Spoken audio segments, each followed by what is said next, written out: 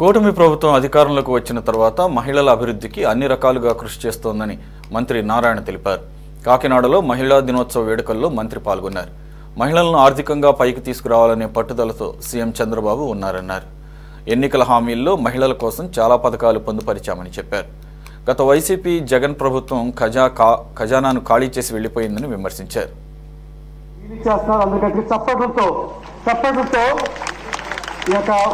ఉచిత అత్యవసర help line number Shri సదాశి అత్యవసర హెల్ప్ లైన్ అయితే 112 తర్వాత సైబర్ క్రైమ్స్ ఏదైనా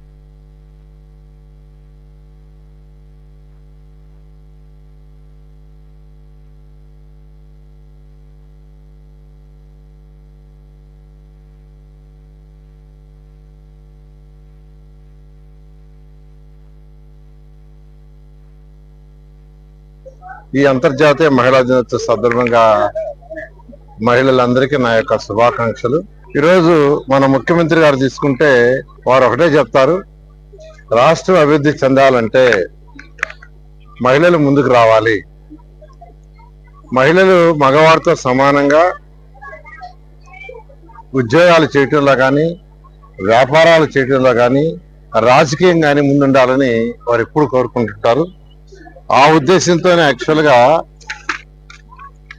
తెలుగుదేశం ప్రభుత్వం ఎన్టీ రామారావు నుంచి గతంలో చంద్రబాబు నాయుడు గారు ముఖ్యమంత్రిగా ఉన్నప్పుడు కానీ మీకు అందరికీ తెలిసిందే, ఆస్తిలో హక్కు కలిగించింది ఆడబిడ్డలకి తెలుగుదేశం పార్టీ.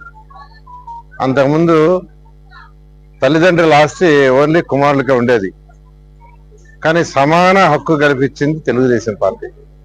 అలా ఆడబిడ్డల్ని ఆదుకుంటుండేది తెలుగుదేశం పార్టీ. అదేవిధంగా లోకల్ బాడీస్ లో రిజర్వేషన్స్ తీసుకొచ్చారు. ఈరోజు ఎంతో మంది కౌన్సిలర్స్, చైర్పర్సన్స్, మేయర్లు, సర్పంచ్లు ఉండారంటే కారణం ఏంటంటే తెలుగుదేశం పార్టీ. అదేవిధంగా విద్యా వ్యవస్థలో రిజర్వేషన్స్ తెలుగుదేశం పార్టీ తీసుకొచ్చింది. అందుకని ఈరోజు ఎక్కడ మెడికల్ కళాశాలలో తీసుకున్నా మెడికల్ కళాశాలలో బాయ్స్ కంటే గర్ల్స్ ఎక్కువ మంది ఉన్నారు. ఈరోజు బాయ్స్ కంటే గర్ల్స్ ఎక్కువ మంది ఉండే కారణం ఏంటంటే ఆ రిజర్వేషన్ ఇవ్వబట్టే, ఇలాంటివి ఉండేది కాదు. అదేవిధంగా మీ అందరూ తెలియాల్సిన విషయం, 2014-19లో తెలుగుదేశం ప్రభుత్వం ఉన్నప్పుడు ఈ మహిళలు, డ్వాక్రా మహిళలు కానీ మెహ్మా మహిళలు కానీ కేవలం చిన్న చిన్న పనులు చేయటం కాదు, అంటే బొమ్మలు తయారు చేయటం, చీరల్ని నేయటం, లేదా ఏదైనా ఫుడ్ తయారు చేయటం, ఇలాంటివి కాదు, వాళ్ళని కూడా వ్యాపారస్తులు చేయాలని ఈ రాష్ట్రంలో ఇసుక రీచ్లు వాళ్ళకి ఇచ్చారు బాధ్యత.